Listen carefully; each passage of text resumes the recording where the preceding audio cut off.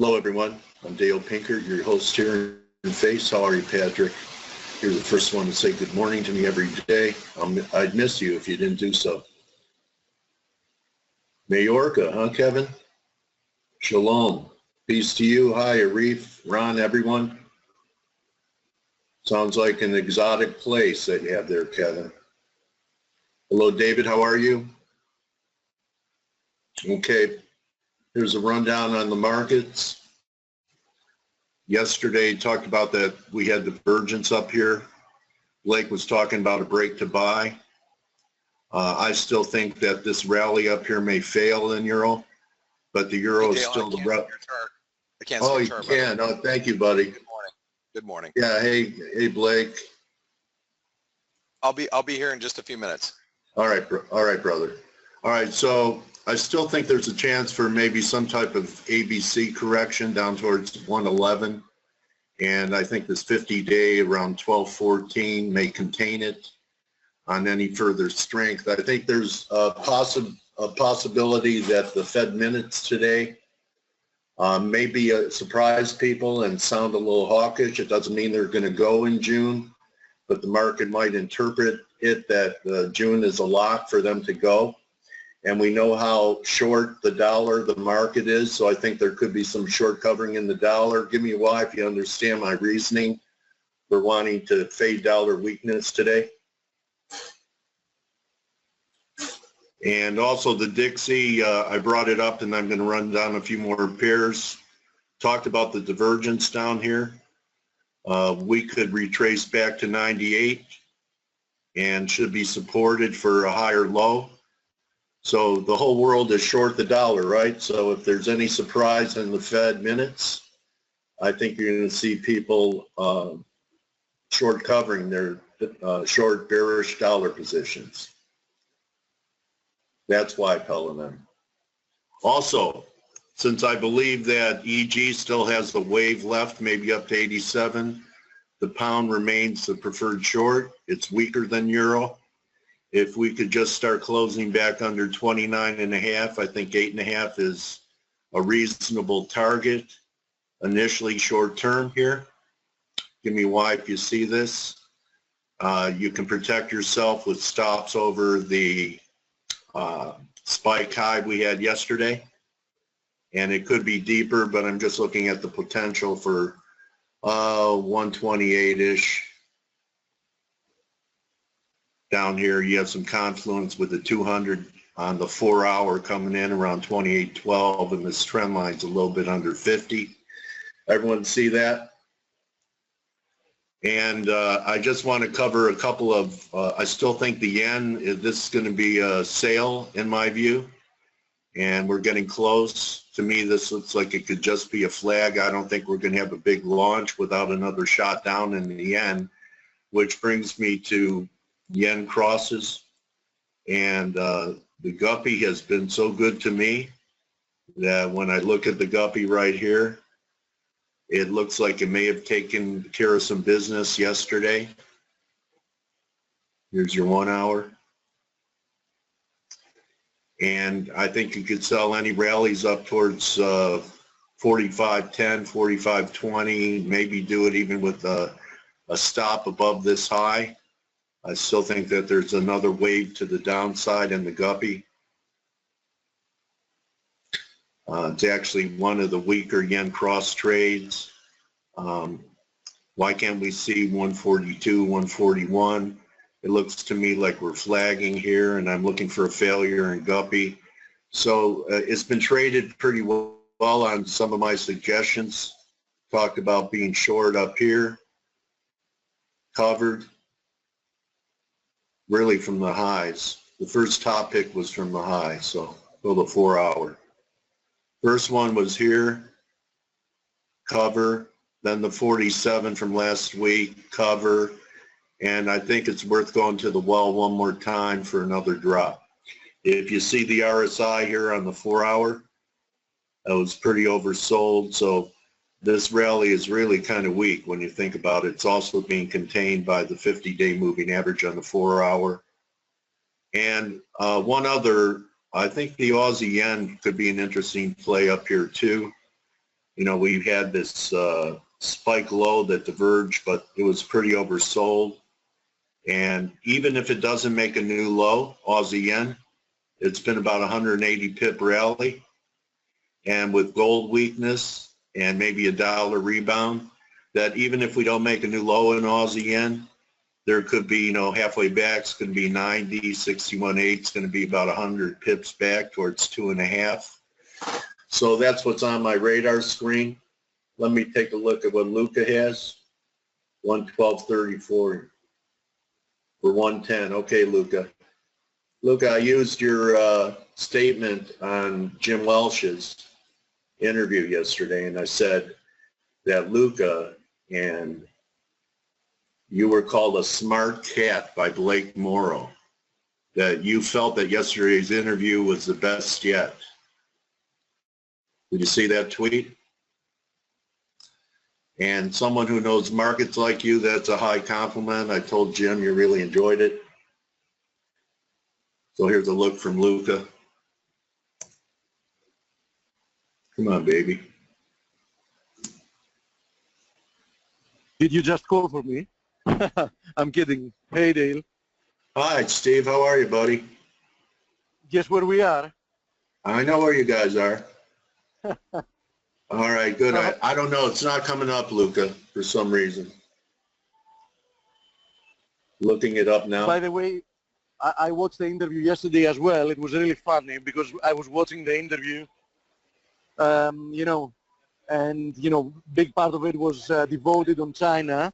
And like a few minutes after I stopped watching it, the news came out for the China downgrade, just like it was like 5 minutes after I finished watching the interview. Yeah. Yeah, so Aussie handled it pretty good, though. Yes, it did, actually. So we'll see. You know, we'll see. Generally, the market keeps ignoring it. I mean, keeps ignoring the China risk and every other risk that's out there at the moment. Yeah, I mean, that Shanghai chart he showed, it's done nothing but move sideways. I mean, that's the most bearish formation I've ever seen. And the whole world's ignoring it. And, you know, it's like you can't have it both ways. You know, when China's doing well, you know, I remember back in the financial crisis, one of the reasons for a recovery was that China remained strong. So I guess that you can't have it both ways. If there's going to be some problems in China, China but as it seems, Dale, that's exactly what bull and bear markets do. When you have a strong bull market, the market keeps ignoring any fact or data or indication that something is not be going well, hoping that the best case scenario is going to evolve. And the exact opposite happens in bear markets. The market keeps ignoring anything positive because, you know, the mindset, the collective mindset of market participants is still focused on the risks. So now we are obviously, since, you know, in a multi-year bull trend, we all know how that's going to end. We don't know exactly when it's going to end, but we know for sure that trying to fight it without being very, very careful in what positions you pick and, you know, what kind of stop losses you're going to have, you know, can end up blowing accounts. And, you know, fundamental analysis in this case plays little role. What matters mostly is understanding, figuring out the point in which the market mood switches from blindly bullish or blindly bearish, in this case, blindly bullish to skeptical, because that's usually the beginning of the turning point. Okay, and you know, while I'm thinking about it, I know a lot of people are paying attention to Aussie Kiwi, and I kind of came up with a look here. On the 4 hour, it's starting to look like a 1, a 2, and a 3 down here. We may trade under 106, 105.80, but you know, it kind of has this look to me. So yeah, there is a lot of choppiness, but if you look at the long-term chart, which I cannot show you now because I'm speaking to you from within the expo, from an iPad actually. I'm here with Stelios. We popped to say hi and show some, you know, some footage of the expo. I mean, some live footage. But tomorrow, since we managed to cover the vast majority of the places we wanted to talk, etc., tomorrow we will have more free time, so perhaps we'll come early to the expo again, and we'll leave in time for the webinar so I can cover some of the markets from where we're staying, actually, because I have my computer with me, so That we would can be have a great. look at the markets. Yep, we Yeah, can definitely do that tomorrow. are there a lot of people there? Oh, you Crowded? can't imagine. Right now, things are way more relaxed because the expo is ongoing from 9 o'clock in the morning until 6 in the afternoon, and currently we are at, the time is 4:10 in the afternoon. So already, a lot of people have come, have spent a lot of hours, and have already started leaving for today. So things are quite relaxed now, but during the morning, it was chaotic. Not in a bad way. It's very well organized, etc. But a lot of people. I mean, we were guessing with Stelios that we were talking about over 1,000 people. Okay. I heard you made a good contact too. You know, Stephen only takes one. You know? Yeah, indeed we did. Yeah. Indeed, Good, and buddy. we still have like 3, 4, specific people we want to talk to with. And, it's still not over. I mean, we're going to be here tomorrow morning as well. So, more might come out of it. By the Is way, IG there? sorry? IG, the broker IG. Yes. Can you see us, by the way? Go say hello and tell them Ron sent you. No, Steve, we can't see you right now. And good morning, by the way, or good afternoon. Hey. We can't see you from the expo. Do you? Let me see if there's a way that we can hand over to I'm you. trying. Can you see us now? Now we can see. There they are. Look at these guys. Why don't you show us the floor? I don't want to see Stelios. Oh, there we go. Wow.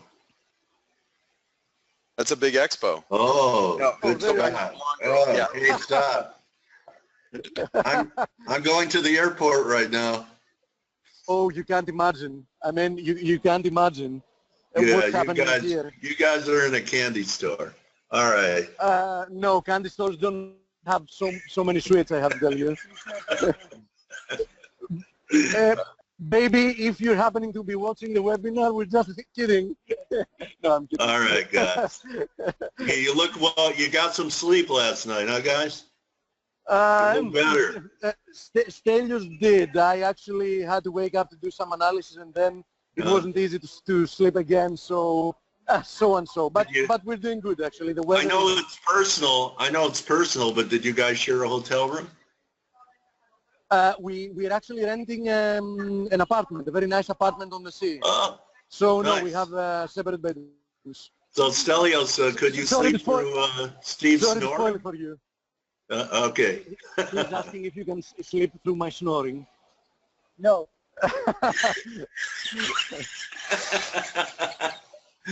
All right, guys. Well, good hunting. Thank you. Good Thank hunting you. at the expo. Remember. So it was nice seeing you all, and we'll be there for analysis tomorrow. Okay. Okay, guys. All right, Steve, Okay. Stelios, you guys have a great one. Good to see you guys. See You you, too, Blake. You too, Dale. Bye, everybody. Okay, Blake, it's yours now, buddy. All right. Let me go ahead and take over. That was kind of cool, seeing from the floor there. Yeah. Let me see. Let me get over to my chart. I'd like to say there's a lot I'm looking at, but there really isn't. I think we're at a pretty. So let's first of all, let's talk about the dollar index. And you had just mentioned that, okay, the dollar, buy any dip on the dollar. I get that the dollar is probably oversold. As we are, pretty oversold here. And by the way, if you guys haven't had a chance to listen to yesterday's interview with Jim Welsh, that was actually, I have to admit, that was the best, and no offense to anybody who has broadcasted on here, that was probably the most informative broadcast, or informative yet. Hold on, let me pull it up for you really quick. Give me 1 second. because I'm going to put the link. Let me see. Just give me, give me a second here. I promised you content, brother. No, it was really great. So let me go to interview with Jim And you Welch. would have found him on Twitter. No, yeah, I did actually end up finding him on Twitter. He doesn't tweet a whole lot, but what's really cool is he's very good. So I'm going to go in the chat box here. I'm going to put the link, and you guys take 45 minutes of your time and watch that interview. It's really good.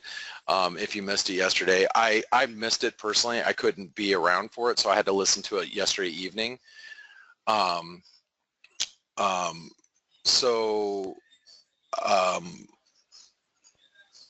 So anyway, just it's something you guys should just should watch. Okay, and it was interesting. He talked about China, and then as I was watching it, I watched it yesterday evening, and then China gets downgraded.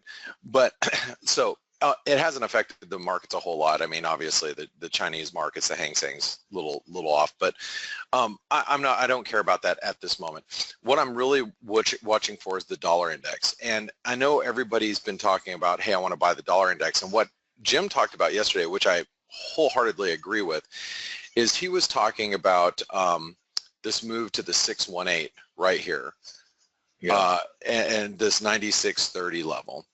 And it is it is one step lower than where we're currently at. You can see how we stopped at 161% extension of this range. We're down here at the 618, and that's it. Okay, and if we stop here at the 618, which would be one more leg lower, it might put us actually into oversold territory. And I think that's the bounce area for the dollar, because a lot of people look at the dollar index and they say, well, it's got to bounce here. I don't necessarily agree that it's got to bounce here. I think we might get one leg lower. Hold on one second. Hey, Dale, can you speak for just like 10 seconds? No problem. Leave your chart up. Yeah, I will. And okay. You can continue my thoughts or continue your thoughts here. All right. So, I agree with Blake. This isn't the bottom, but I'm just thinking some short covering into or after the Fed minutes, and then perhaps we get the one more shot down, and we'll have all kinds of divergence, be like a 3 drive. So I agree. There are people I respect that are looking for 92. All right, when Peter Temple was on, he thought 92. So we'll see. But I just have some divergences here, and Euro Pound still looks good, and I'm only talking about 100-point dips in the pound from here. So I have a scalping mentality when it comes to trading the short side of anything against the dollar. Okay, not a position mentality. There's a big difference, at least now. So let's see. Let me show my charts. Okay, oh yeah, you want to go ahead? Go ahead. No, go ahead, man. I mean, I explained. I'm just thinking, Blake, that there's a possibility that the catalyst on the Fed minutes could be a catalyst for people to maybe cover short dollar positions going into it, and then maybe the news is the minutes are a little hawkish, because these minutes are from before Donald Trump got into all kinds of trouble, right? They're from last month, before there was a special prosecutor, and they had to consider that. So it's possible that the statement is not that dovish, and that people have big money made being short the dollar over the last month or so. They may want to go the door. That could create some short covering in the dollar. Yeah, I'm still in the agreement, or I'm still in the thought process that, and it was interesting. Jim talked a lot about positioning. I am obviously, I really pay attention to positioning too, and sentiment. And the thing that the dollar has going for it is the sentiment is extremely bearish right now, which, could obviously allow for some dollar strength. And I'll tell you, Dale, I'm actually long the dollar right now. I'm short the pound. I've been short the pound since yesterday, since 129.80. I don't know. Yeah, I like it. What are you looking for? What are you looking for? About eight, well, 8.5? No, I'll go to that here in a second. But here's the Okay. thing about the dollar is I think the dollar can bounce.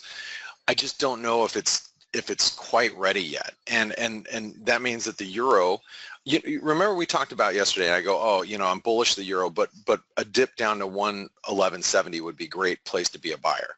Do you remember saying that? Was yesterday? I said that. Sure. And that was, yesterday, right around here, we were talking about it, and we dipped to 111.70. Now, granted, I didn't buy it, but it pulled back and did what it should have done. And by the way, just so you all know, I'm kind of checking out a little bit trading wise, because I'm actually going to my sister's wedding at the end of the week. I'll be gone for a few days, so I don't want to get too aggressive in the markets and be stuck in a position that I either don't want to be in or trying to manage a bunch of positions. I'm really just holding on to my euro pound long because my stops are in place, and I'll be out of my pound dollar short probably today at some point. But the thing about the euro is we stopped right where we said we were going to stop. It was a breakout point, and if you use ForexAnalytix, you got the analysis this morning that we stopped there at the breakout point at 111.70, and now we're bouncing. It's interesting. Draghi was fairly dovish, just on his comments about monetary policy, basically how they need to stay the course. Well, stay the course means we're not tapering. We're still buying whatever, they're buying everything from, bonds to corporate debt to Babe Ruth vintage baseball cards to, I heard him say, Blake, that we're going to make a lot of pizza pies to give everybody. Unfortunately, now you're really classifying all Italian people into one category, which isn't cool. I'm just kidding. I'm not even Italian. But the fact of the matter is the euro hasn't backed off, and I'm surprised that the euro has been as resilient as it has been, even if Mario Draghi says what he said what he's going to say. Now, what that really speaks to me is this. Maybe it's not a euro story right now. Maybe it's not, and I'm going to tweet that. I want to tweet. You guys heard it here first. It may not be a euro story. It may be more of a U.S. dollar story. And that's the thing about the dollar is, maybe it is, weakness of the dollar has something more to do with, it may be, more to do with just whether it's lack of confidence, in economic data moving forward.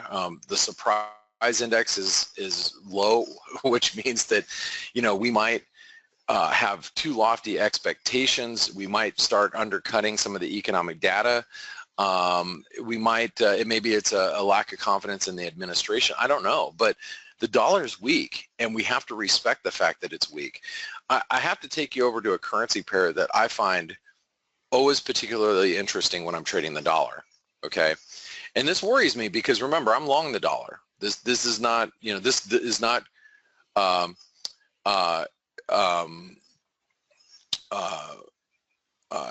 on. It's not a position, it's a trade. And I've noticed a lot of your stuff are trades. You trade a lot. I know that you have a position mentality on some stuff, but I do. It depends where I'm positioned at. It depends what I'm doing in particular. Depends what the market gives you. Right. But I'm going to take you over to the U.S. dollar Swedish krona, because this currency pair, and if for anybody who's a longtime listener of my webinars knows this currency pair I use as a dollar confirmation tool. So what does that mean to me? Well, it means to me that if I'm short the dollar, then I want to see the U.S. dollar Swedish krona going down. If I'm long the dollar, I'd like to see the U.S. dollar Swedish krona going higher.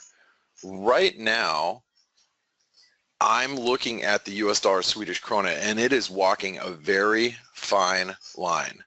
I mean, look at this. This is from 2014. You guys all see that, right? Yeah. Mhm. 2014, you go out to the weekly chart, okay? Look at that false breakout, little double top, you know, the risk is if we break here, like below this like 867 in the US dollar Swedish krona, and keep in mind, we've had a very small bounce. I bought this yesterday and got out for like, I think I made like $100, which is, on the size that I trade, it was nothing.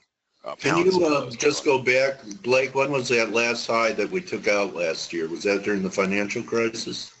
This right here was during the financial crisis. Remember, the dollar spiked up on risk aversion. Right, okay. So, and if you look at, I'm sure we can go USD, SEK. I'll look for, that's, let's see, this is IDC, Oanda. Let me see if I can get, IDC might show us a little bit more data. Oh yeah, here we go. Okay, so you can kind of see the problem that I'm seeing here is you got this little false breakout in the US dollar Swedish krona, right? That one right there, false breakout, okay? Now, we are now attacking trendline support, which tells me that we could very easily break down in the US dollar Swedish krona. And think about the downside here. I mean, we could very easily see 8 again. That's not a unrealistic expectation at this point. All right. You have your 200-month there.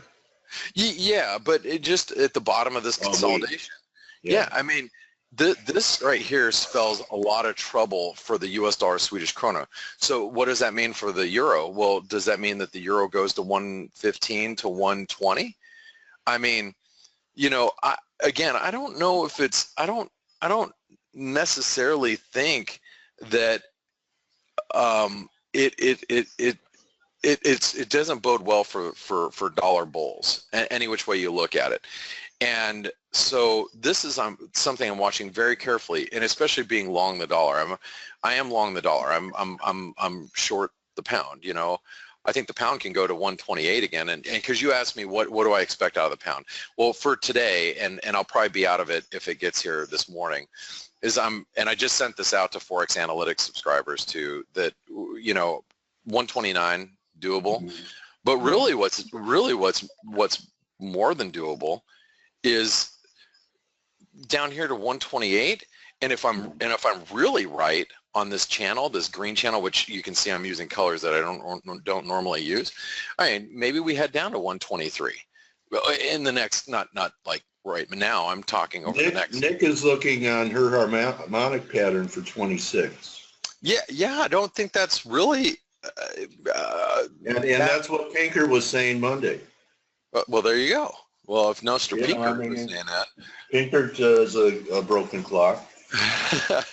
Hey, you know, if I'm right twice a day, that's great. Yeah. That's fantastic. I just press it a little larger there. Just to retest that 200 day. That's all I was. Ooh, we got Nick here. Nick's in town. Get the fudge sickle out of here. We've got Nick here. Oh my God. Hey, Nick, how's it going? Hey, all right. Well, this dollar's been really tricky, hasn't it? It has been. It's extremely tricky, and that's why I'm not really too married to anything at the moment. I like I said, I've got some cable shorts, and I'm you know, if we get down the 200-day moving average, I'd be a pretty happy camper. I'm just thinking at this point, you know, can we even get to like this 127? You know, so here's the thing. I was talking to the guys and gals that I trade with, and Nick, like your thought process here. Let's say I'm wrong, and the dollar does bounce from where we're currently at, which, you know, I'm wrong all the time. So I have no qualms about that. And if I'm wrong and the dollar rallies, I'm probably happy about it. So I had one of our traders, Nitish, and he's out of Singapore. He said, hey, well, if the dollar strengthens, I think the euro is pretty overbought. It should come in. Right, I agree with that. But how about the pound? All right, if you think about the dollar and you think about what the dollar has done, the dollar has taken an absolute nosedive. And so let's say the dollar does, you know, bounce from here, and we bounce back to 98 and change. Okay, let's just say we do this. This is what I'm thinking. All right, if we get a bounce from where we're currently at. What happens if the dollar bounces? And then think about the cable. All the people that have been buying the pound for the last several weeks, think about what they've been paid. Yeah, they're not making money. Their trade selection was wrong. Exactly. So think about this. This is and Nick, you could relate to this. This is an asset manager mentality. Okay, so I'm an asset manager and I trade an FX fund predominantly, and the dollar has been dumping, and I'm like, oh, dollar's dumping. Buy euro, buy pound, buy Aussie, buy Kiwi, short dollar yen. This has been my basket, and then I feel that the dollar is about ready to bounce. Okay, great. Dollar's about ready to bounce. What are you going to do? What are you going to sell? Or excuse me, what are you going to exit? Okay, if I bought the pound and it didn't go anywhere, that's the first trade I'm going to shoot in the head. This thing's underperforming. Get me the hell out of this. Now the euro, I might say, hey, well, you know, in the euro dollar, I bought the euro at, let's just say theoretically, I bought the euro at 109. And here it is at 112. Okay, I'll take a few profits off the table. I'll sell some of that. But if I bought the pound at the same time at 128.80, and here we are at 129.30, I'm going to say, get me the hell out of that thing, because that thing is not making me money, and I'm going to turn negative in this. So from an asset manager point of view, when you're trading all dollar shorts, and then the dollar starts to bounce, you're going to look at all the trades that are underperforming right now and get the hell out. One of them might be, well, you look at the Aussie. You go, well, look at the nascent bounce in the Aussie, where the Kiwis had a really large bounce, and we've got all these China issues. So I'm going to go ahead and sell the Aussie here. You know, I'm going to get out of that thing. That thing's not performing well. So if you just think about it from like an asset manager standpoint, you know, especially when you're talking dollars as a whole, you know, people spread out their risk. I mean, if I'm buying the dollar, I'm going to short some euro, short some pound, short some Kiwi, you know, maybe, you know, buy some Swedish krona, whatever. I've got a basket, but when things are underperforming, I'm going to pull the plug on them. And I think that's what, that's the problem that the cable has, because the cable has not rallied with the euro. It hasn't sold off with the Swissy. It hasn't sold off with the Canadian. So now the pound is at risk of a more severe pullback because of its lack of ability to rally. Does that make sense to you, Dale? I know it makes sense to me. I would think, Blake, that if something's underperforming in a conducive environment, like a weak dollar and cable's not rallying, what happens when the environment changes and the dollar catches a bid? What is weak will become weaker. Right. That's it. So, hey, Nick. I think we're going to see election. I think there's election risk in the pound between now and the 8th of June. So, and that's what we're seeing. You know, everybody's saying it's a landslide, but you know, even when they're slam dunk, you know, the pound can be really volatile. You know, Hillary Clinton was a slam dunk. Remember the referendum? That was really nasty. Yeah, it was. And again, we've had a lot of slam dunks that haven't been slam dunks. I mean, you know, by pollsters or whatever. So I think you're right. I think you're absolutely right. One of the, you know what, Nick was right about Brexit. You know, the day they were doing the vote, I remember, what was the name of the guy who led the Brexit effort, and he had conceded? Nick, what was his name? Lafarge, or what was his name? Nigel Farage, and he was going to make a speech, and I said, this is ridiculous. Like, we haven't even he was going to make a concession speech, and you said something like, you know, he should pull up his trousers and go into the pub. Voting has just started.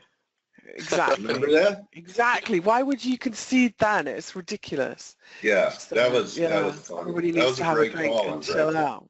So, hey, I got Nick. So I got a question. Of the ones I like if you are going to buy something, and if you are going to buy dollars against something, I like the Swiss franc, because that's a proper ABC. And I like the Aussie because of the weakness and because the rally, although we've rallied from an ABC correction lower in Aussie, you know, the rally's been rubbish, like choppy, overlapping, hasn't gone anywhere. It's definitely the weakest. So Those are my two. Am I Yeah, drawing this correctly for you, Nick? That would be the ABC right there. If you can see my chart, this is a 4 hour, so Yeah. you know, maybe I can put it on a daily chart, might be a little bit better. I mean, because it measures up nicely, but you got all these wacky ass moves, so that's why I'm asking. Like, I'm not sure if that's how you're drawing it. Do you see what I'm doing here? And then we obviously hit 160. Yeah, that's the one. Yeah, that's the one. That's it. Yeah. Okay. Yeah. So, and here's the thing. I have been watching the Swissy at the 161% extension at 97, and I hadn't pulled the trigger. I guess I'm just a little nervous about buying dollars. I'm almost rather be on the short side of the dollar than on the long side, and that's why. In addition to that, like 161, it's also a 127 from that end of March low as well. So, like, there's a lot of confluence to say that the Swissy could have quite a good bounce here. It is. Yeah, it is. Yeah. It really is. And you know, I even though I'm long the dollar, it's more because I'm bearish the pound. And the reason why I'm bearish the pound, and anybody who knows me knows that what drives my pound and euro decisions a lot is the euro pound. So I know the euro pound is breaking out. I know for me, it's like I know it for a fact that it's breaking higher. So therefore, I'm automatically going to be more bearish the cable as a result. But I am a little nervous buying dollars. I'm not going to lie here. I mean, I'm a little. Yeah. I am a little nervous. Because there is that feeling it's not quite ready, or you know, some of them haven't quite hit targets. So yeah, no, I hear you, but. But the charts are telling us the dollar should bounce. I mean, and we have the FOMC minutes. You know, I don't know what well, here's what I think everybody's expecting, and maybe you can throw some thoughts into this. Is that isn't everybody expecting more hawkish FOMC? I think isn't again a slam dunk for a June hike, right? Yeah, I think it is pretty much like, if you look at Fed funds, it's pretty much priced in. But and they have the cover of markets at record highs. I mean, if you're going to do it when markets are buoyant. Right. Exactly. All right. So, you know, they're But I not see data dependent. They're S&P dependent. Oh, what were you thinking, Nick? All I see is people trying to sell stocks. Like, that's all I see. You mean So, top pick?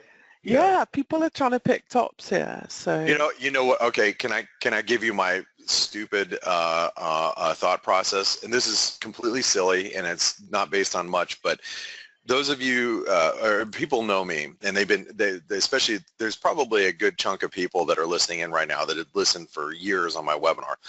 Do you know, Nick and Dale, I have this really crazy timing ability.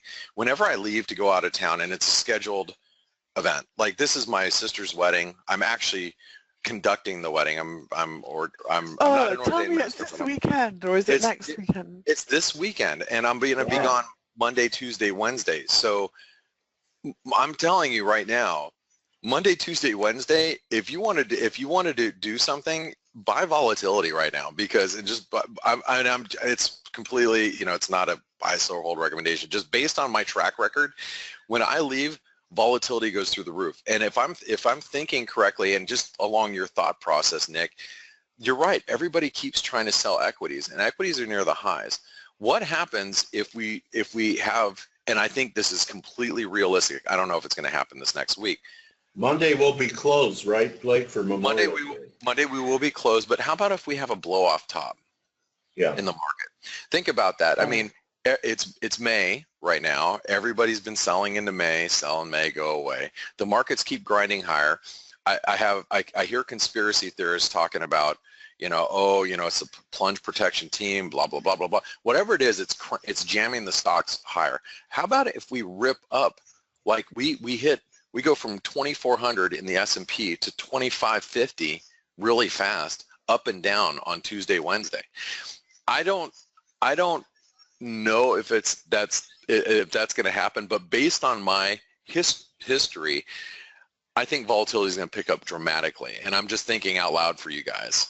If you read all the comments from these guys on the webinar, like they're like, oh, Monday, Tuesday, Philip knows. Dan says, hell yeah, Blake is leaving. Volatility's coming, baby. Lucas says, Blake's time off when Comey goes to Congress. All lines up for volatility. I'm telling you, man, it's uncanny. So I don't know, Nick. I agree with you. I think everybody's out there buying or selling equities and wrong-footed, right? Yeah, like I just, yeah, so far. So far, the only yeah. thing I look at when I look at the dollar is dollar yen, and dollar yen doesn't look like I want to buy it straight away yet, you know. No. Well, and then I look at it and I think, why would that be? And then, you know, quite often dollar yen will get pulled down by the crosses. So if there's a lot of selling in the euro yen and pound yen and all the others, I've seen that drag the dollar yen down and vice versa. So It's because the bond rally isn't done. right. Did you listen to that interview yesterday, Nick, from Jim Welsh? I have to say it was the most. I knew you'd love him, Blake, because he's a fundy guy too. Yeah, he's funny. He's smart. No, I mean the fundamentals that he covers in his letters.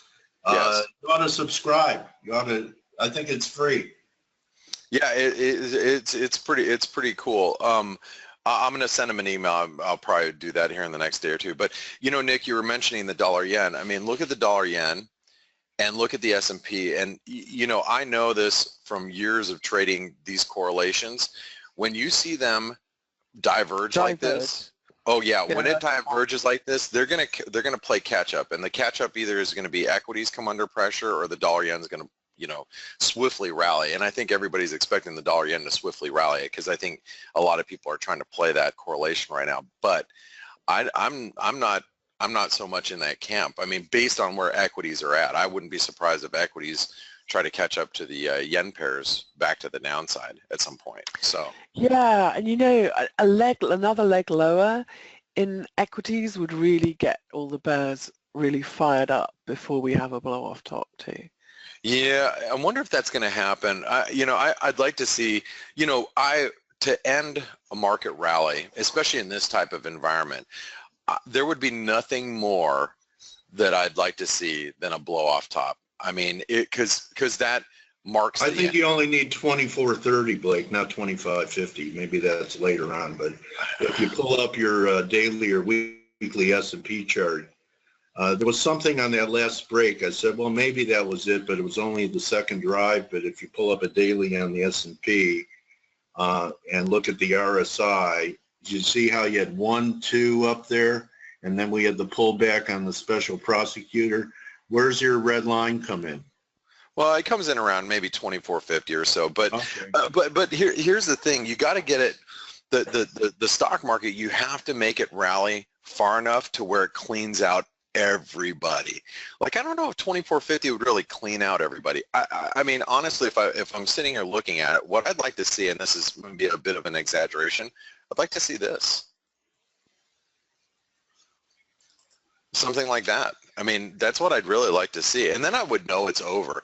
And once you know it's over, it's great because now you can trade both sides of the market. You can buy some dips to get on the long side on oversold conditions. You can start selling rallies. Right now, selling rallies is probably the most difficult thing to do ever, and we have yet to see any type of blow off top. But it really has to be in one day. I mean, you have to see okay, let's just say it is 2450. We have to rally to 2450 intraday and close at 2370. We have to have like a 70 to 100 point intraday S&P swing. Once that happens, it's over. Like the whatever rally that we have right now is over longer term. And I've only seen blow up tops in my 20 some odd years of trading, 22 years or whatever it is. I've only seen 3 maybe. So they're not common. It's not something that you normally see. But when you're in a grinding cessation like we are in the S&P, I think it's coming. But I've also said that for a long time. And whenever you think it's coming, all we do is we notch up another leg higher and then kind of hold it, and then we don't get it. You have to see an intraday wild swing, and I'm hoping that comes soon, because it frees us up a lot from a trading standpoint, because I don't necessarily trade the S&P that much, but it's more to get some volatility in the market, because I'm sick of the VIX being down at 10. This is BS. You know, volatility down here, it's I don't want to say it's impossible, it's just very difficult to make money down here when the volatility is at record lows. It really, really is tough. Okay. Well, you know, hey, again, I'm going on vacation. I don't think a bad thing to buy do. it before you leave. Yeah. Hey, no. Hey, Nick, are you still around? Okay. Hey, Yeah, okay, I'm long the euro pound. Is there any way you can give us your views on the euro pound? Because I'm going to tell you, I was caught on the wrong side when you were calling long euro pound, and I was here. It was down here. Yeah. It was down here, and I was see this trend line here. Yeah. I was short the euro pound right through here, and it broke out. Obviously, I lost money as we came through this resistance. Right. But you called this move way early, and you had it pinned. Is there any way you can show us what you're thinking in the euro pound? I haven't got it ready. Hold on, like 1 second. Okay, no, you can pull it up. Let me get my chart ready. Well, as you're doing that, and I'm gonna tell you guys why I'm long the euro pound, just because, well, first of all, we broke this downtrend line. There's a lot of fundamental reasons to be short the pound. You know, just thinking because of the elections, thinking because Brexit's going to be a difficult couple years for the UK, just in general, and also from a technical standpoint. Not only do we have a triangle that a wedge that we broke, or excuse me, a triangle that we broke higher, this triangle using the red lines, but also we had a false breakdown of this triangle. So we had a wedge with using the blue line, blue line and red line, now we're breaking higher. But we also had a triangle, which is the red line, and a false breakdown, which whenever you get a false breakdown, it leads to a breakout. So those are the technical reasons why I'm long. But how about you, Nick? What are your thoughts here? Because I'm going to pass it over to you. Are your charts ready? Yeah. Okay, here, I'm going to pass it over to you because oh, no, I just closed it. Wait, oh, no, here, there, I've got it ready. Yeah, okay. Okay, here comes the chart. Okay, can you see my... Yes, I can see the euro pound. Okay, so in the euro pound, everybody was looking at this head and shoulders pattern here, and they were kind of drawing it this way, and they're drawing it with a sloping neckline like this, which we hit. But for me now, it's really important to me to see symmetry in head and shoulders patterns, and when I don't see it, when the right shoulder goes too long, I don't like it. Plus, you know, in the euro pound, if you go out to a weekly, the bottom, this bottom down here, was a head and shoulders going the other way. So I think it's really rare for it to do a head and shoulders one way and then two waves up and then the other way. So, but that's just, there's no rule about that. That's just my head. In my head going, yeah, that would be weird. So, so when I was looking for this, that like, I really wanted to see it break down here at the end of February, and that's when it should have done. And when it did this rally, it was like, this isn't right, you know.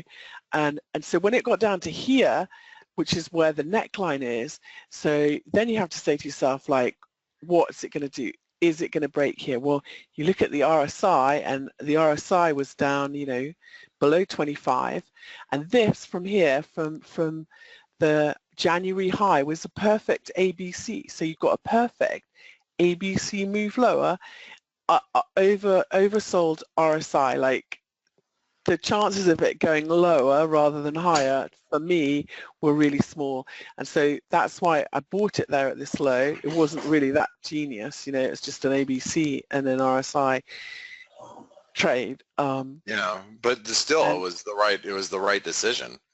Yeah. So, but yeah, so that's why. And then you look at this trend line. So I was a little bit.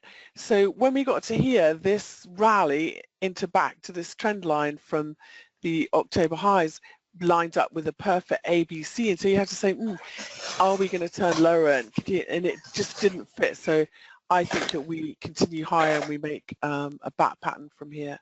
Because this first swing was a 50, you're looking for at least a 161.8 extension of that correction. So that takes us up to here, which lines up with the 886, which Euro Sterling really likes on 886 retracement. So I actually think we're going all the way to 91.80. Oh my God. What, Nick, look at the RSI reading at the highs last October. That's what's made me uncomfortable about the bear case for months. Yeah. So that was a confirmed high. So, it's interesting that you revised it back to that high. Yeah. I think it could happen. Well, it was a great call, and then if you say, oh, what if I've drawn it wrong, and what if this is going to be a wedge from here, which it might be, and so you draw your wedge here, from here, and you say, what if this is just a triangle here, and then remember the Euro Sterling really likes an 886 retracement, so I'm looking at the 886.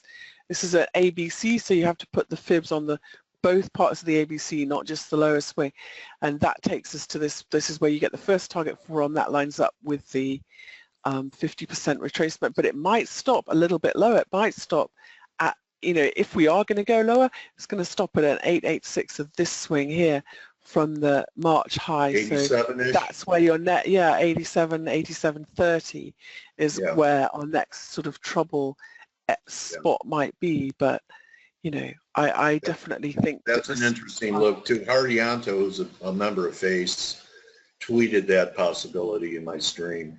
87-ish could still be, it's a place of resistance and potential failure. Yeah. Well, Nick, thank you so much for your input. And I know, hey, Dale, you have an interview coming on. I'm going to get ready for the Bank of Canada. Nick, is there anything else that you want to did you want to share with anybody? Because I'm going to sign off. No, I'll leave it to Dale and the professionals.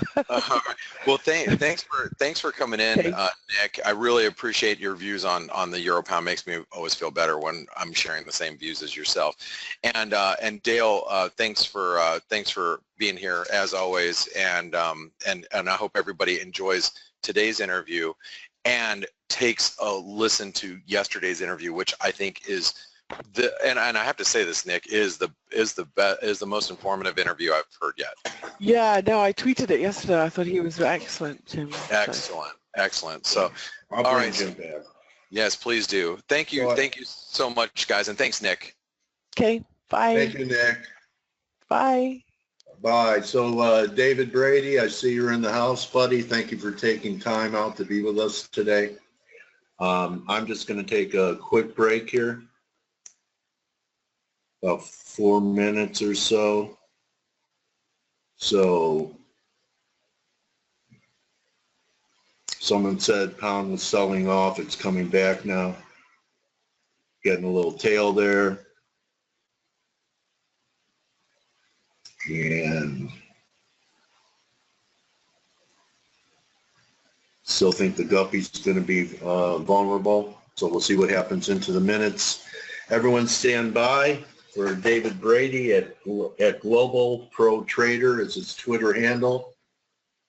Stand by and I'll be with you in a second, David. Expecting great things from you, my friend. David, I'm making you the presenter. You can share your screen and get your audio going and we'll get underway. Can you hear me? I can, David. How are you? Very nice to meet you and hear your voice. You too, Dale. Thanks for having me on. So do you know how to share your screen, buddy? You're not seeing it? Let me see. No, not yet. There we go. Great. All right, David. So before we get to any of the instruments and your business model and what you do, Yeah. I'm always in. Can you hear me? Yes, I can hear you loud and clear, Dale. Go ahead. Okay. Before we get to the instruments and your business model and what you do, I'm interested in how people get started in this industry and their journey at the beginning, and how did it happen for you? Oh, that's a long story, but I'll try to keep it brief. So the Cliff Notes. I started out as a foreign currency trader way back in 93. When it Trading, was the Wild West. Yes, when it was fun, yes. Plenty of volatility back then, yes. The Deutschmark still existed. Oh, yes. And that's what I was principally trading, dollar against the Deutschmark. I went from there to the corporate side, where I worked for Securitas in Ireland, and I moved to the States in '99 and joined Chiron Corporation, which I believe is now part of Novartis Pharmaceuticals. I moved on from there to eBay, which we all know, where I was the assistant treasurer managing a $4 billion fixed income portfolio on the foreign exchange, which was about 10 billion annual turnover. Nice. And then moved on, and I was managing the share repurchase program at Chiron, and I was managing Euromark futures at Securitas. But skipping forward, I moved over to Salesforce.com in San Francisco under Mark Benioff. I was managing their portfolio, their fixed income, foreign exchange, the whole caboodle as treasurer at Salesforce.com. And then I finally ended up in Phoenix, Arizona, working for First Solar. I bought Al Gore's video hook, line, and sinker, even though it turns out maybe not a lot of it was true. It was a good move, and I was treasurer and head of investor relations at First Solar for 8 years. Oh, wow. So, yeah, so what a great background you have in being a treasurer and having that responsibility and knowing how to hedge for companies that do business internationally.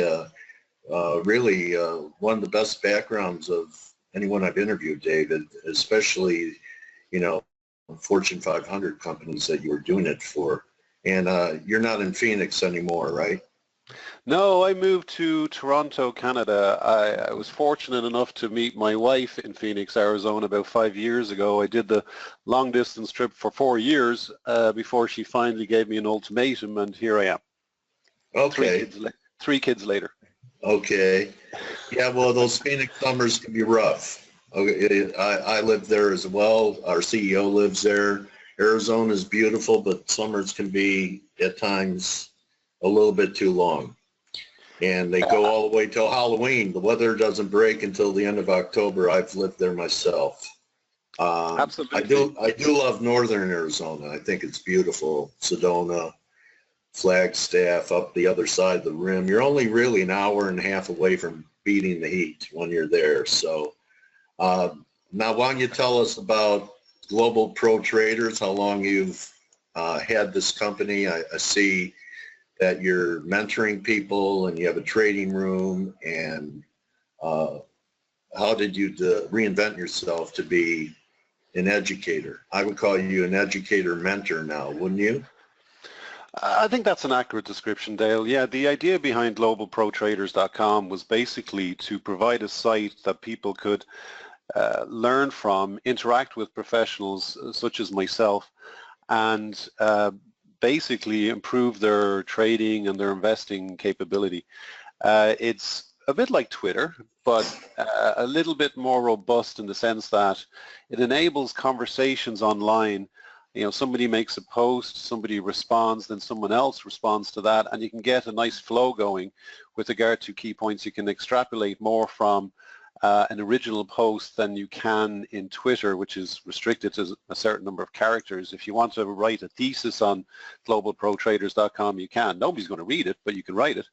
And you can post however many number of charts you want to support. So you become a proponent of social trading. I've always believed in it because all of us only have 2 eyes. Well, that's right, and you know, you can only get so much from the media. You know, I would argue, as I'll talk about today, that it's actually disingenuous. You should actually do the opposite of what the mainstream media tells you. And it's better people to get... who buy headlines today sell newspapers tomorrow? Probably not. Okay. But, you know, I'll start talking about CNBC and the FT and, you know, Barron's and so forth a little later. But the idea here was, you know, to share what I'm thinking and what other professionals are thinking and what we're doing. It's not just about what we're saying, it's what we're doing with our money. And if you choose to follow that, great. If you disagree with that, I want to hear it, because I don't think I know everything, and if somebody else comes up with a great point, I want to hear it. That way I can adjust my investing philosophy. So that's the whole point behind it, and it's free. There's no subscription, etc. It's basically to enable people to learn from the best and to improve their trading and investing skills. So that's it in a nutshell. And the other thing I would say actually is a lot of the sites I see out there are specific to technical analysis, or, you know, Elliott wave theory, sentiment, etc. I'm not a big believer in that. I don't understand why you have to confine yourself to one tool. Why don't you leverage all of them? You know, discover what each of the advantages are associated with each tool, and use all of them. That's what I do, and we'll get into that today. That's the basis for my presentation here.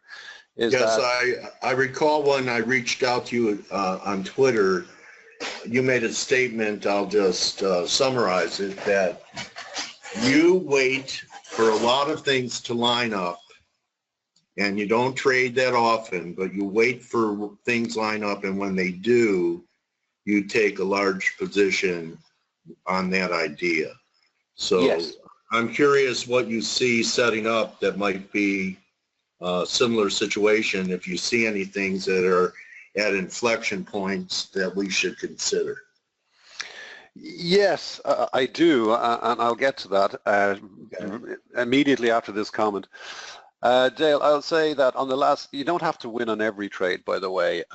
You know, adhere to stop losses religiously, but run your winners. It's human nature to take profits too quickly and to let losses run.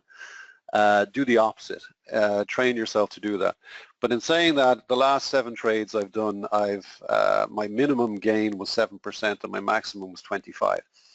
And they were only about a week to a month in duration. And they were primarily in the soft commodity sector, would you believe? It seems to be the least manipulated. But to answer your question then, the one I'm looking at right now is the dollar. The dollar index in particular, and your previous presenters were talking about the euro dollar and how bullish they are and so forth.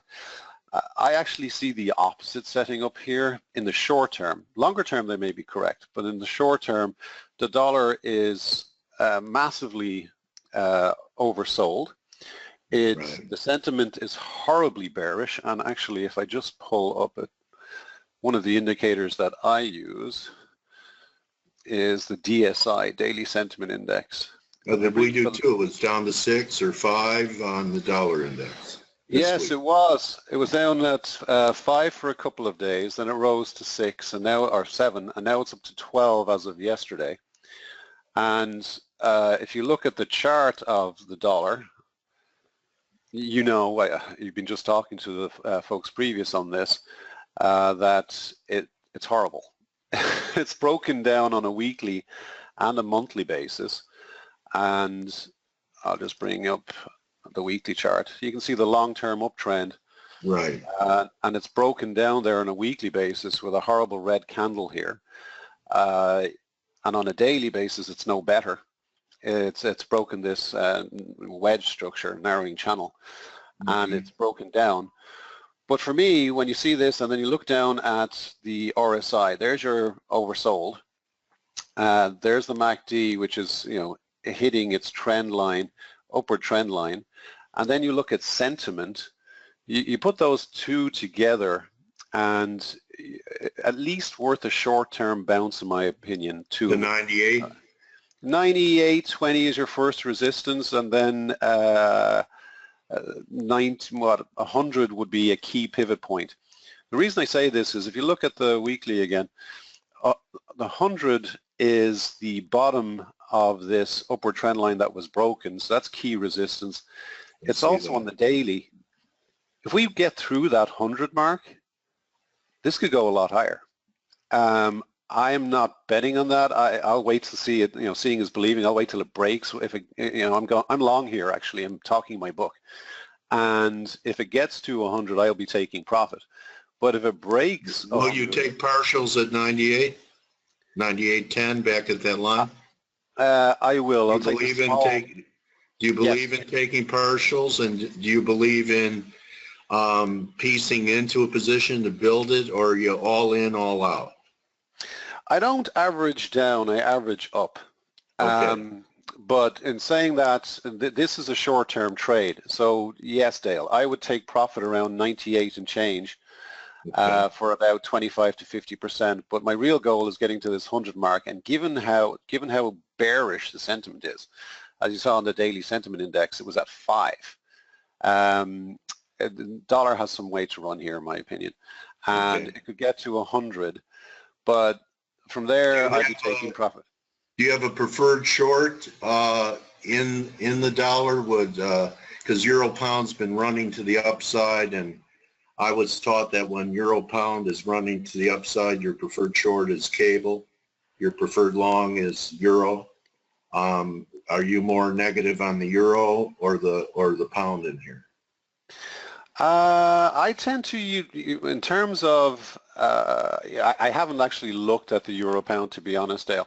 I tend to look at the sentiment index and key off that in terms of. So you don't have to make that decision if you just buy the Dixie. Exactly. But the Dixie is dominated by the euro. Right, simplify. Simplify, yeah. But you see, like, for example, on the daily sentiment index, you've got, if you want to short anything, it'd probably be the Swiss franc and the euro, and what you would go long is the dollar. Now, I don't base my trades solely on this, and that was my point earlier. This is my starting point, and then I go look at the technicals, and then I go look at the positioning, and if they all line up, then it's worth a trade. And you know, if we go through, my preferred sector right now is precious metals. It's other than currencies, well, actually, dollar yen is manipulated. It is manipulated, in my opinion, the metals sector, and we don't have to get into it. We don't have to get into a debate on that, but it is. The paper market versus the cash market. Jim Sinclair, the emancipation of gold and silver. Exactly, and my point is, same with stocks. You know, you're seeing massive intervention on the stock market, and anybody who tries to justify this with fundamentals is smoking something from my perspective. The central banks are obviously propping up stocks, and actively doing so. But looking at them, going back to the metals, you don't fight the manipulation, don't ignore it, but actually try to predict it. And then you actually can make money doing so. And I say this because I could see it coming when the bullion banks were short gold in a big way, and gold was going up. The bullion banks are not going to allow themselves to incur massive losses. So it was only a matter of time. And I posted on Twitter some of the things some of the situations you need to see arise in order for bullion banks to come in and smash down gold and or silver. David, would they be categorized as the commercials in the COT report? Yes, they are. Yes, but you can get the disaggregated reports now where it shows the actual, you can see they're called the swaps. And then you can see what the hedge funds are holding, and they're the dumb money, as they're so called. They are the money managers. And if you look at those, you will see that the bullion banks were very short. Bear with me one second. Were very short back in July of 2016, record short actually. Right. And then again recently they reached a peak in April. And this was another signal to me that gold was due a fall. There were multiple signals, and I could go through this presentation quickly, but multiple signals. But this is another one that I look at. Positioning. And the bullion banks, when they're short, they're not going to take the losses. What they're going to do is smash down gold and or silver, and that's precisely what they did. And what I was waiting for was a holiday, something to come up such that the markets were illiquid, which makes it easier for them to push it lower. And push it lower they did. I mean, this is the silver chart. They just hammered it. Yeah, 17 days down in a row. Yeah, I mean, anybody who... And you had the classic divergence at the highs at 1860. Yes, and that's, you know, just for your listeners, if I go through this quickly, Dale, I think it'll be useful because, you know, we go through it in a chronological sense, they'll get the picture. Here's the methodology in a nutshell. You got fundamentals. Unfortunately today, fundamentals are not being, you know, adhered to. I would say arguably they're never adhered to in the short term. It's long term where they ultimately win out. Short term, they're catalysts for moves. Elliott wave theorists like to say fundamentals don't matter. Well, for me, fundamentals are like the wind in the sails. They do matter. They move the market. The question is how the market responds. And that's where I agree with Elliott wave theory that it's the sentiment that drives the actual reaction.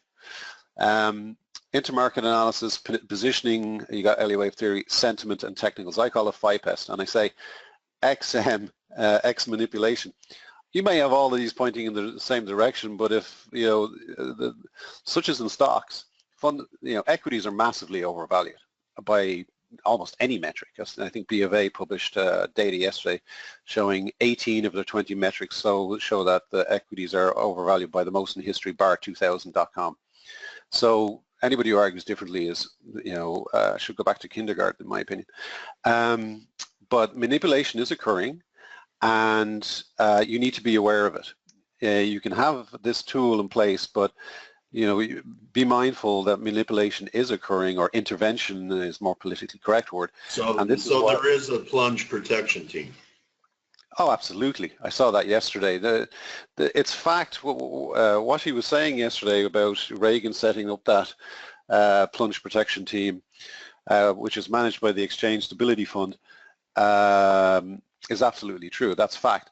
Where you get into debate is, well, are they actually propping up the market and so forth? I would argue yes, simply because you know, myself and a number of other folks on Twitter have seen that almost every day that the S&P falls, it miraculously ends back plus or minus 0.2% at the end of the day. And it's typically driven by a ramp in dollar-yen or a smashdown in the VIX, or both. Now, is this coincidence? You could say that, but when it happens like 90% of the days that the S&P is down, then I start, my cynical Irishman comes out. And I think otherwise. It's obvious to me that somebody is in propping up. Maybe that explains the record net short position in VIX. It's the manipulators are selling every rally in VIX derivatives. Yeah, the New York Fed at 3:30 every afternoon was doing it for a long time, and now they don't need to do it so much because everybody has cottoned on to it, and they're doing it for them. So yes, but the problem with this is it's going to end horribly. When everybody's positioned on one side of the boat, which is what is happening today, when the rug is pulled, it's going to be catastrophic because everybody is on one side of the boat, both in equities and in the VIX, etc. I'll be in gold and silver at that time because that's the most suppressed market out there. And when equities and the VIX fall, gold and silver, relatively speaking, will outperform, in my opinion. But short term, I want to show you something. This is gold. I've got 14 minutes. This is gold. I want to get through this for the benefit of your listeners, Dale. This is the gold monthly chart. This is the key chart. You can see the long-term downtrend here since 2011. It's been tested multiple times in 2016. It's held each and every time. So it's safe to say it's strong resistance. It tested it here again in April, and it failed again at 1292. I'll show why I expected this, as we go through each of the charts and the tools that I use. I would also add that the 10-month and the 20-month moving average here are important, because as you can see, dating back to 2008, the crossover signaled, it failed to cross over here in 2009, signals when you're in a bull market or a bear market. Well, it failed to cross in 2009 and off we went. Yeah. It crossed in 2012, and some would argue, well, the bear market started in 2011. It did, Right.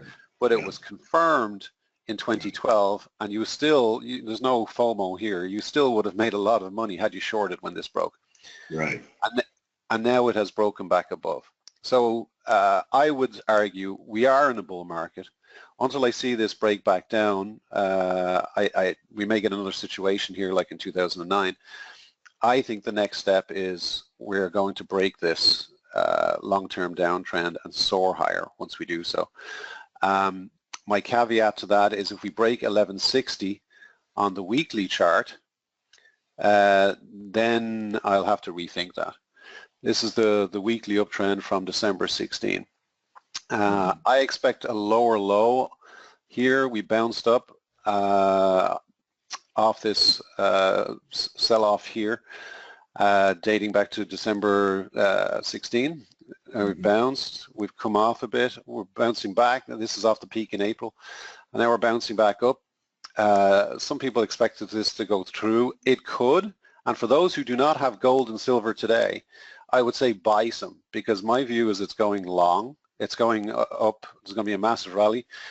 For the traders out there, I'm expecting a lower low, and I expect it to break this 1214 area that we set on May 9th. Sorry, May 4th. So maybe 1180 again, 1160. Huh? Yeah, 1160, 1170 is my target, but it doesn't have to get there, but certainly a lower low, and then we take off. What's your upside target? I know a lot of people are saying that rally that we had up to last year's high was A, and then the pullback that we had into the beginning of this year is B, and you know we're in a C wave that you know some people are at 1450 all the way to 1600. Are you looking for new highs above the 1900 level? Yeah, some are saying that, Dale, and others are saying there's a wave one was the rally off December 15. Right. The move down from July 16 until December was wave two, and now we're going through. Now we're in three. We were going through small wave one and wave two in wave three, and we're just waiting for wave three of three to literally take off. That's the money wave. That's the money wave, exactly. So it's good that you mentioned that. There are other folks out there who I respect who are saying that this we're actually in the wave 5 down from the 2011 high. We never completed the 5 waves down, and actually we're going lower to 900 or 700. Yeah. They could be right, but I'm not going to consider that until this 1160 breaks. Okay, that's a great line in the sand. Yes, and that's one of the issues I have with Elliott wave theory. It's a great tool. I like it in the short term to establish key levels. I like using the Fibonacci's, but it is subjective. You've got very smart people out there saying we've got to go down to 700, 900, and you've got a lot of other people saying we're in a new bull market and we're going to the stars. I tend to be in the latter based on a number of factors, not least the 10 and 20 month moving averages, but we could go lower, and I'm going to be tactical. If I see 1160 break, I'm not going to be wedded to a view. I am going to adjust my thinking. A lot of people are fanatical about their views. You have to move with what the data is telling you. If the data David, you know what bullion dealers say? What? Don't wait to buy gold. Buy gold and wait. Yeah, well, if you did that in 2000, hear that a one? long time. Yeah. So a little self-serving, but that's what they say. yeah, but I will say there is some truth to that, because the beauty of gold and silver is you buy it, you stick it in a drawer, and you forget about it. You let it gather dust, and you know, given inflation goes up over time and the dollar's been devalued 97% since 1913, other than suppression, gold should be a lot higher. Yeah, they say that you've always been able to buy a nice suit for an ounce of gold. But I'll tell you something, I've never spent $1,250 on a suit. Have you? One. I did splash out one. Your tuxedo for your wedding. There you go. All right. So yeah, so this is the weekly chart. So you've got this big support line here. I'm looking for this to hold. You can see the MACD is actually still heading south, even though we got this bounce. This is another reason why I think we got another low coming. And I know a lot of people disagree with me, but there's a lot of reasons why I expect this. But again, I want to go back to my original point. If you maybe that'll tie in with the dollar rally you're looking for. Absolutely. Yeah, this is the thing. You have to use the mosaic theory here. Take every piece of information and don't ignore the ones that disagree with what you're thinking. Take those in too. But the more pieces of information that support your theory, when you're looking at it objectively, take emotion out of the situation, the more confident you can feel in your trading and investing. That's why I wait for the perfect setup, and when I see it, I bet big. So have patience, wait for it. It will come. I've had a number of them recently. And then when you see it, grab it with both hands. This is not a certain setup. This is best guess based on a number of things that I'm seeing. So you've got the MACD is trending south, and you've got a nice pop here. But as we get into this a little further, you'll see that there are a number of reasons why I think this is going to run out of steam. We look at the daily, we're running up against the trend line that we broke down through. That's now become resistance. We've tested it 4 times and failed to get through. The path of least resistance is soon becoming south. And if we don't break this soon, that's where we're headed. And if we head south, I think we're going to take out this 1220 support line. You can already see that the RSI is starting to lose steam, as is the MACD. It hasn't even reached the levels of the previous peaks in March and April. That's not bullish to me. And so that's another signal. There's going to be a better opportunity to buy gold.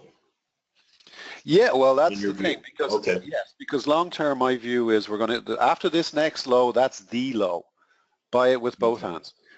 Only if you see 1160, and if you really want to feel comfortable, 1124, which was the previous low back in December 16. Only if you see those two taken out would I, think about bailing.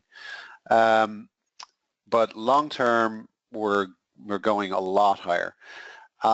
If we move over to intermarket, I mentioned, so we're looking at technicals, but intermarket analysis is also important. Dollar-yen is highly correlated on an inverse basis to gold. It's got an almost -1 correlation, so you have to watch dollar-yen if you're trading gold. Yes. Back in April, mid-April, dollar-yen was coming at hitting the bottom of its channel here. Everybody was getting giddy about gold breaking 1292. I was selling using puts. Dollar-yen, they were saying, was going to go to 100. Well, no, it wasn't. It's hitting the bottom of this channel, and it tried to get through it 4 or 5 times, didn't get through, and off it went. And gold. What do you make of the action from last week? I was joking last week that there are probably a lot of people, especially after that big Wednesday down day, because of the special prosecutor and the Comey notes. A lot of people saying, the yen just broke out. How come it's down here? So you had that breakout over your channel line, and then within about 6 days, you're back inside the channel. What message do you get from that? Well, first of all, this is an exhaustive selling candle, in my opinion. Look at the size of it. But with regard to the fundamental data that you just mentioned, like news, Comey, and so forth, I don't pay much attention to that, and I'm a macroeconomist. I'm more interested in the yellow channel line that it broke out of and then turned into a failed breakout. How do you handle it? What market message do you have right now after that event from last week? Well, I believe this is a blow-off top for at that point, and now it's come back because you look at sentiment, and dollar-yen was the sentiment in the dollar was getting very high, and it was due a reversal. I had actually picked I actually said that I wouldn't short dollar yen until RSI broke 70, and it did.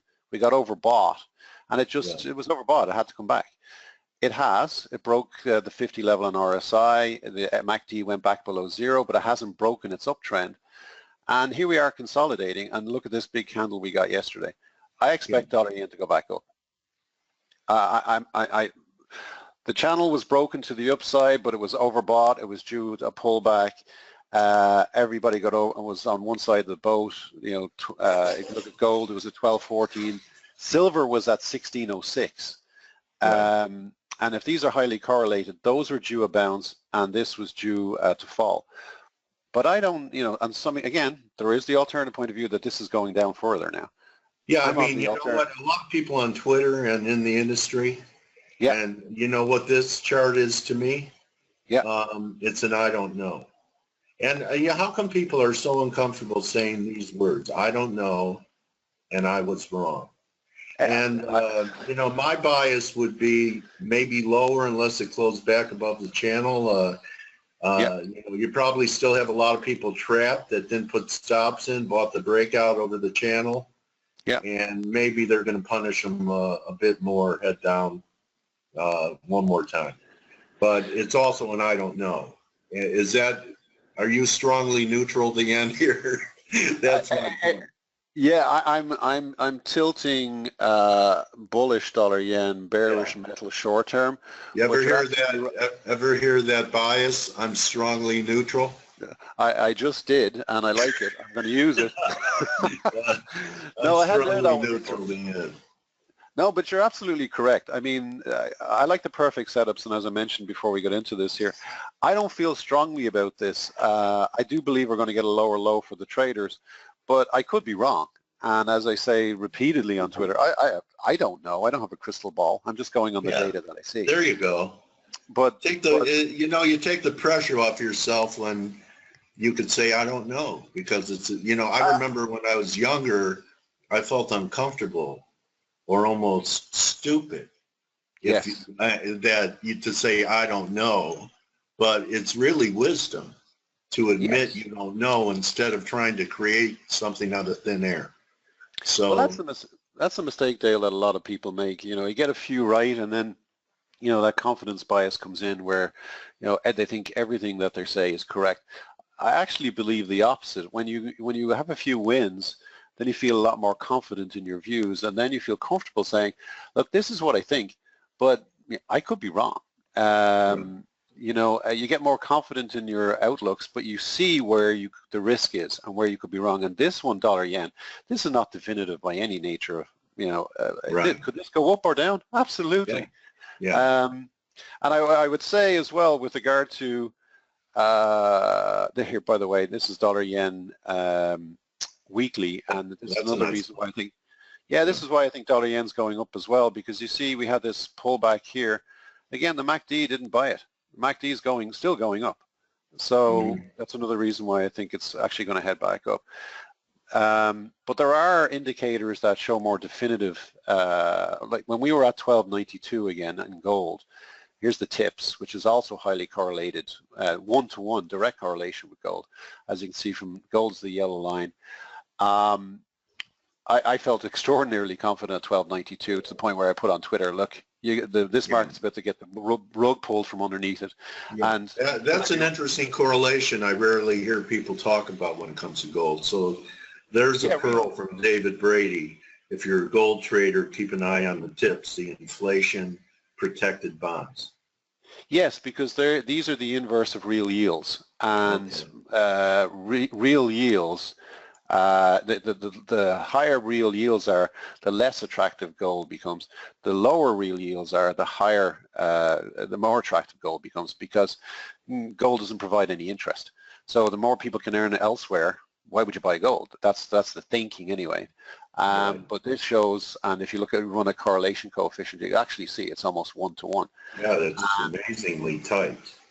Yes, and this is another reason, and this is why intermarket analysis is so important. On top of just the technicals for gold and silver, etc. Look at dollar yen, look at tips, you know, and when they all start to say the same thing, you can feel a heck of a lot more confident about your view. And Yeah, it's kind of like a lawyer building a case. The more evidence you have, the more compelling the trade is, correct? Perfect, yes. But don't tie yourself to one. I hear technical analysis, folks, all about technicals. Why restrict yourself? Elliott wave theorists. Oh, it's fundamentals don't matter. It's only Elliott wave. Why limit yourself? Use them all. And this is silver, for example. This was hitting a double top. That showed that gold was about to hit resistance. GDX, same deal. It was overbought here in mid-April. It was due to fall. Its 200-day moving average was blocking it, and its MACD wasn't making any new highs. I mean, you just look at the data and actually add those pieces up together. Here's GDXJ, the miners, the most leveraged play on gold and silver. The juniors. Certainly gold. Yeah, the juniors. And they were clearly showing you that it was going. Yeah, they were.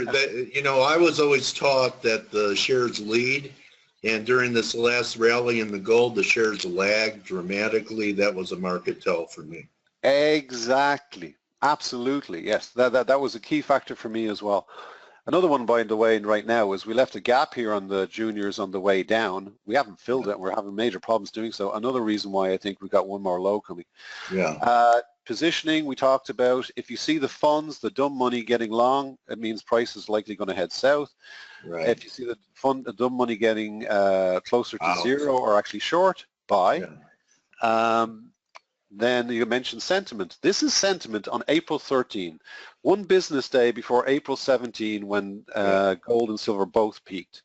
Now you've got the technicals, you've got the intermarket analysis, you've got the positioning, and you got sentiment here. 90% bullish gold. That means only 10% were either neutral or bearish. David, this has been a great presentation of having a holistic approach to trading markets. There's Melissa. I just want to finish, Dale. This was, sorry, I know it's time. Go ahead. Intermedia, when you see a heading line like this, gold just surged to a 5-month high. How high can it go, basically? And then you had Barron's doing the same thing. That's a tell. Get out. Yeah. And this was my call on April 16, where I said, the market, bullion banks are about to pull the rug from underneath everyone as they're looking up. All the data was pointing to that. Is that your trading assistant right there? Felix? Yes. Yeah. Felix the cat? I do have 2 cats, but that's mine. Okay. Well, David, I'm so glad I reached out to you on Twitter. Why don't you use just the remaining minute or so for people, you could show your contact information, your website, whatever you want to show, so that people that heard you live or people that see the video are able to reach out to you. Yeah, you can reach me at globalprotraders.com. I mean, you can ping me in there. It's free. Throw a post in there. I will always respond. I can also be reached on Twitter at globalprotrader, and you can reach me there as well. I've got an ample following. I'm grateful for that, but I try to respond to everybody who reaches out to me. Well, Dale, thank you for having me on. I really appreciate it. It was very nice meeting you, David. I wish you all the success, you and your community, that pips rain down on you, and I now call you my trading warrior brother. So good hunting, David, and thanks for taking time. You know, that's our most precious currency, is our time.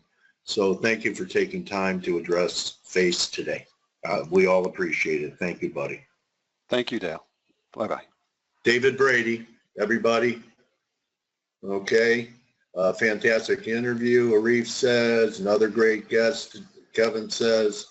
That's it, traders. It's a wrap for me. Let me just take a little look around here and see how things are looking. Just quickly, I'll just take the screen back.